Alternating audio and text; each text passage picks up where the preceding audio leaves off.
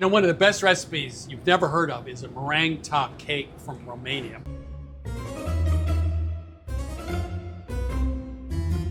I drove north from Bucharest through the Carpathians to Transylvania.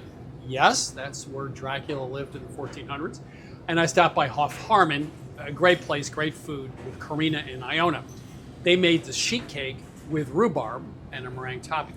It was absolutely delicious. We brought it back here. We decided to do it in a springform pan as a round, and we want to make it for you right now. So when I saw this being made in Romania, they used rhubarb, which looked great, but it didn't have a ton of flavor.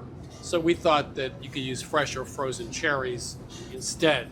And we're going to take a little sugar and put that over the cherries. So we're going to let this sit to drain off some of the juices, because you don't want really juicy fruit when you put it in with a batter and bake it. So meanwhile, we're going to start with the batter. It's always a good idea, if you're using lemon zest, which we are here, to zest over the bowl, because the essential oils, if you do it over a cutting board, will end up on the cutting board and not in your food.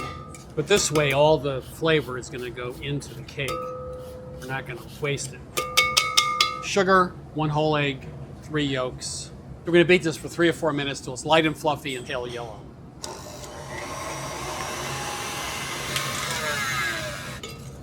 Now you can see it's thick, it's very pale yellow. Incorporate a lot of air into this. Milk, melted butter, a couple teaspoons of vanilla. And this is going to thin out the mixture. Now we have the flour, a little salt, and a little baking powder. In 3 or 4 additions, we'll just add the flour. So you really don't want to overmix it at this point. Once you've aerated the batter by whipping the sugar and the eggs, if you overmix it when you add the flour, you'll just deflate the batter, which is not good, and it won't rise as much in the baking pan. One thing you should look out for is in the very center of these bowls, when you're whipping on a stand mixer, sometimes flour can get stuck on the bottom, so you want to just take your spatula and make sure the bottom of the bowl is okay. So that's good. These have sat for a while. We want to press to get as much of the juice out as we can. Here's a really interesting little fact. If you have a springform pan or any cake pan that's light versus dark, you actually need to adjust your oven. So we're going to use a 350 oven for this light springform pan. If you had a darker color, we'd actually reduce the oven by 25 degrees to 325. So a dark pan is going to cook a lot faster because it retains heat better than a light pan. It's been sprayed and we floured it. Now these are going to sink down in the batter, and when the cake is baked, it'll be mostly a bottom layer of fruit. If you use the rhubarb like they did in Romania, that'll end up being sort of in the middle of the batter, but these are heavier and juicier. They're going to fall to the bottom, so you get a whole layer of cherry at the bottom, which we like. So this goes into a 350 oven for 40 to 45 minutes. We'll take it out, and then we have one last thing to do, which is the meringue layer. Egg whites, a little salt. Most recipes say to beat the whites for up to a minute just to get foamy and then start adding the sugar.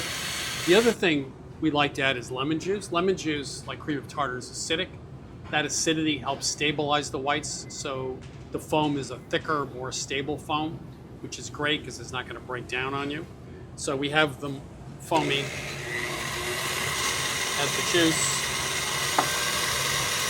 and then we'll add the sugar. Adding sugar to egg whites is similar to adding an acid to egg whites. It's going to give you a creamier, more stable foam. So anytime you're using egg whites, especially if it's going to be used as a topping, definitely add sugar and definitely add some acidity, cream of tartar or lemon juice. So a good way to tell if your egg whites are done is just take the whisk and see if it holds a peak. These are not done.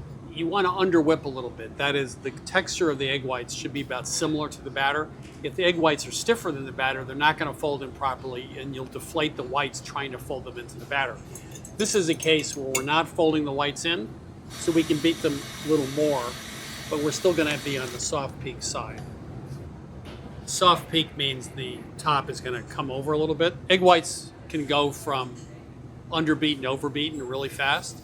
So when you get close to having it done, you can take it off the stand mixer and finish by hand. This is going to be much creamier than if we had used very little sugar and no acid. Those look delicious. Now, isn't that pretty? So we're going to put this 2025 at 350 degrees. So this came out of the oven. We let it sit 5 or 10 minutes. You then have to release around the sides, because what's going to happen is the meringue is going to shrink as it cools, and it's going to end up tearing. So you have to very carefully go around the edges, as you can see we did. You also have to be careful because you want to cut through that meringue. What we love about the cake is the 3 layers. The cherries on the bottom.